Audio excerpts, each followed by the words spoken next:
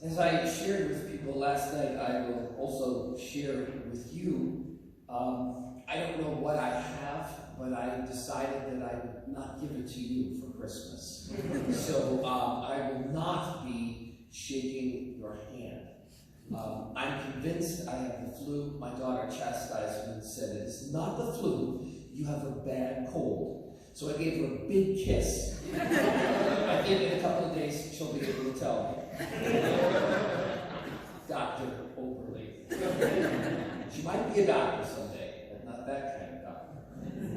Surely, one of the biggest differences between, I think, the young and the not so young, like me, is the way in which we experience time. If you are within hailing distance of your mid-50s, or within hailing distance of 60, you know that song we love to sing, in the middle ages of your life, not too old, no longer young. Whenever I read that now, I think, ouch. Anyway, then you know that what you were told for years and years is the truth. The disconcerting realization that time really does fly.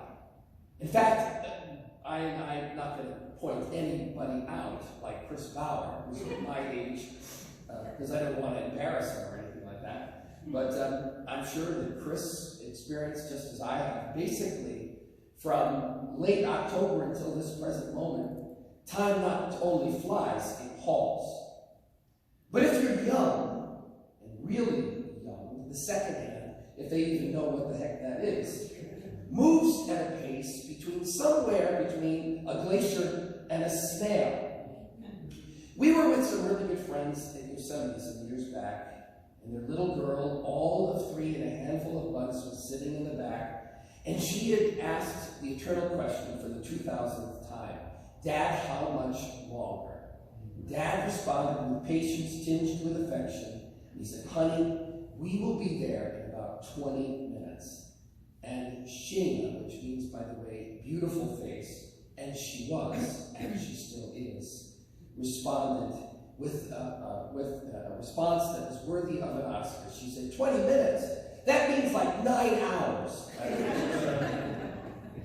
If you are in the middle years of your life or beyond, then I would say to you this morning, ready or not, here we are. If perchance you are one of those young ones, the good news is the wait is over. Of course, there are lots of other differences as well. As I listen to the Christmas story told in Luke's masterful prose, I begin to see so clearly now what I was only faintly aware of for many, many years. And that is really the way I think about this, the way in which Luke and Matthew, if you will, transpose life. And what I mean to say is that they take all these people who are in essence on the boundaries of the periphery of life, and they move them to center stage. And so we begin to see, or actually we're invited to see, that average, ordinary folk really, truly matter from God's perspective. Not just the movers and the shakers and the rich and the powerful, or those who aspire to be such. In fact, in Luke and in Matthew, the great powers, in essence, form the background, where in the people, oftentimes, that the world overlooks or completely ignores, stand front and center. An unwed mother, a vulnerable, dependent poor child, a faithful, adoptive father with no place to lay their heads in the night, matter to God.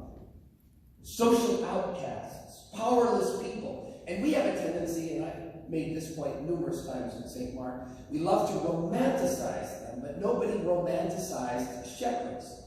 They lived out, they were antisocial, and they stunk. But even shepherds matter to God.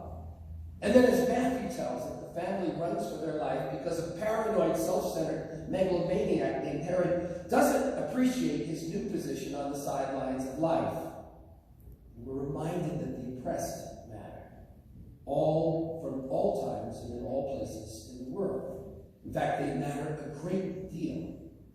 And this child enters the fray, this beautiful, exquisite place, as you well know, of laughter and joy, and also of tears and sadness, because God so loves the world. And if you haven't figured it out yet, you matter. You matter right here and now, and you matter forever. C.S. Lewis was once heard to say that might be the most difficult thing that we ever ask you to believe when you come to church, that you matter. The young and the not so young, time, its passage is experienced differently. And this day, the story that brings us together is seen, in essence, then from a radically different perspective. Just one more thing. That is the way in which the question, as William Willimon says, the most well-known question, Christmas question ever, is answered. The question is this: what do you want? What do you hope for? When I was 10 years old, and you were 10, the answer to that question was markedly different, I would imagine, from our response today. I am old enough to remember, because again, I'm not too old, but I'm no longer young. I remember, long before the digital age, if you're my age, then you know back then, and you know today, that the very cornerstone of Western civilization was the Bible, and the Magna Carta, and the Constitution, and the Sears catalog. Sears catalog. I remember the Sears catalog would arrive. I would fight my sister for it, and knock her upside the head, and win every time. And I would take that book to my room, this huge catalog filled with delight, and I would go through those pages, and I would mark everyone, an item next to each, put a check, all the things I needed. And I would dutifully write them down, and then I would revise the list again and again, deleting items that maybe weren't all that necessary. And I would revise tirelessly until I reduced the list to about 127 items, which was very reasonable, I thought. And certainly you know that even if you didn't get down to 127 items, there was always one just as this morning I have certain many places all around town. There will always be one that will be one little girl or one little boy's absolute favorite. And they will carry it everywhere and sleep with it until next week. What do you hope for? What do you want for Christmas? Well, you get a little older, don't you? And the life comes and it knocks you around a bit. You begin to feel life's sharper edges. You feel the cold. And you lose a couple of people that you really love.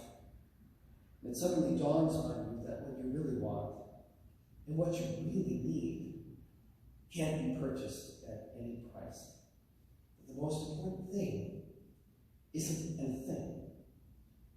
My fervent hope and my prayer every year and every Sunday and every day of every year as a pastor is that the little one that Mary set down in a feeding trough and Joseph watches over, who was truly born from the depths of the grave his heartbroken friends buried him in.